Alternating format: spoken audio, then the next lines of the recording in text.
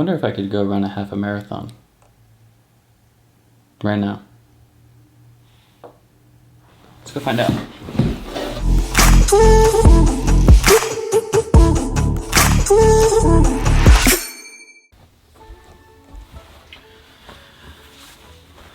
First thing we should go over is I haven't drank enough water today. I haven't ran in like 2 months. But I was just curious, can you run a half a marathon without training? You know, the whole proper 4 miles this day, 8 miles the next, 4, 6, 10, whatever. Can you just go out and do it? We're about to find out.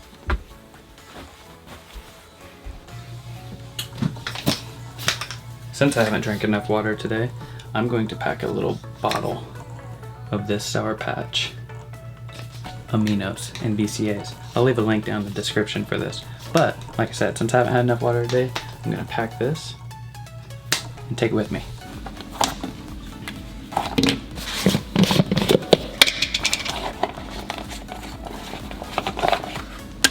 Hey babe, do you think I can do it?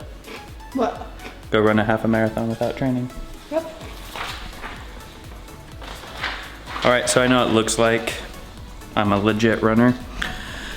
I do have a Nathan vest on, and I got my water. Got a headlamp, got a hat. I got my little camera here. I'm gonna do an update every mile on the mile. Let you know how I'm feeling and where I'm at mentally. I haven't drank enough water, so I just downed a bunch of water.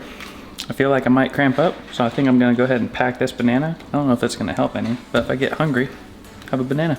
So I got my headset here, got my phone. I'm gonna put on a Joe Rogan podcast. Shout out to Joe Rogan. That should keep me entertained long enough. Most of his podcasts are anywhere from 2 to 3 hours. If you haven't checked them out, check them out. So I'm gonna listen to the podcast, and we're gonna go see if we can do this. I think I can do it. Let's go.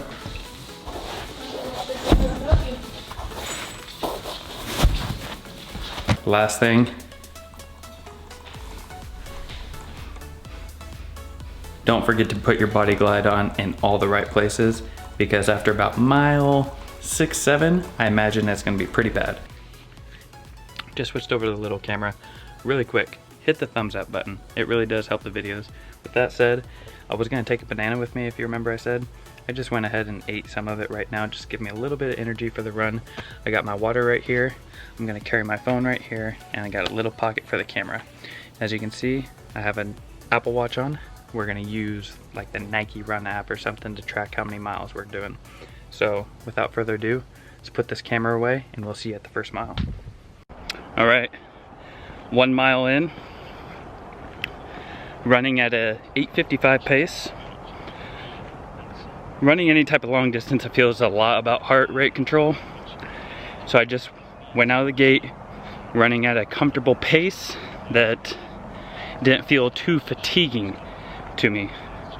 So 8:55, right around that 9-minute mile pace is where I feel comfortable, where I feel like I can run for quite a while.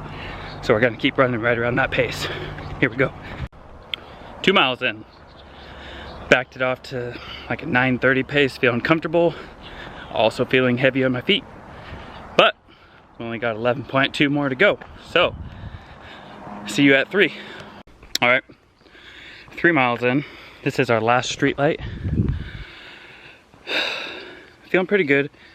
Show you my watch here.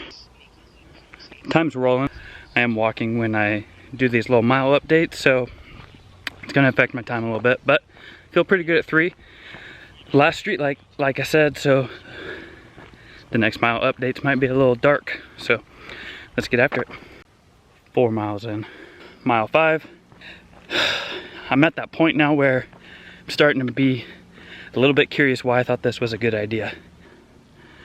Running a 9:40 pace, but each one of these times I stop, I'm losing a little bit of ground there, so let's just say I'm running 9:20s, 9:30s. About halfway though, feeling pretty good. Hip flexors are a little tight.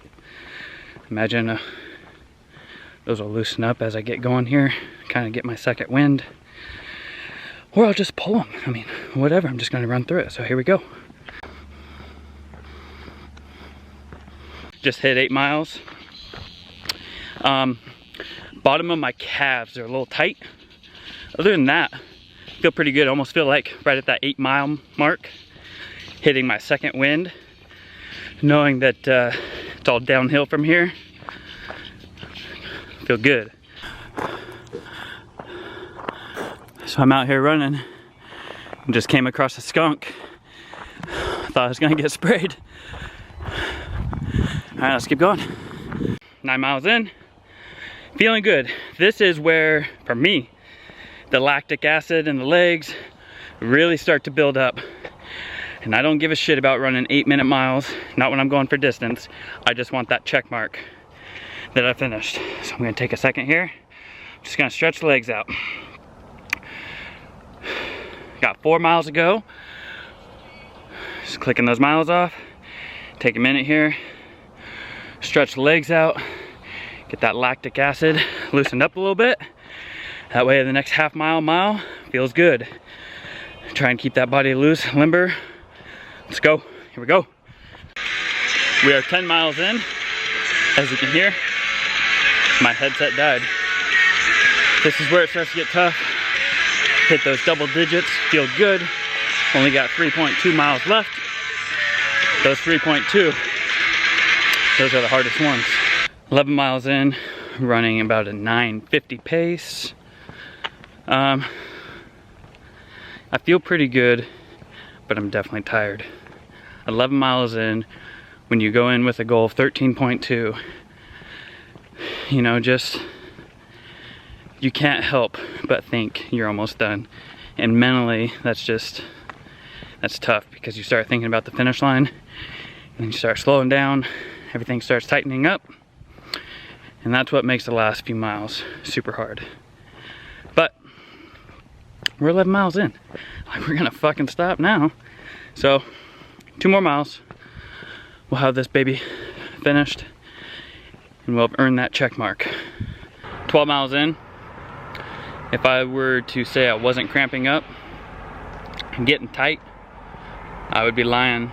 Like I said, I didn't drink hardly any water today. Had no business to be out here running a half marathon. But that was kind of the point of the video. Can you do it? You know, I'm 1.2 miles away from checking it off. Obviously gonna get that done. But you get to that 10, 11 mile mark, and it's just a wall sitting there waiting for you. And it's a nasty wall. You gotta push through it. Muscles are fatigued, tired, but nonetheless, we're gonna get it done. I want that fucking check mark.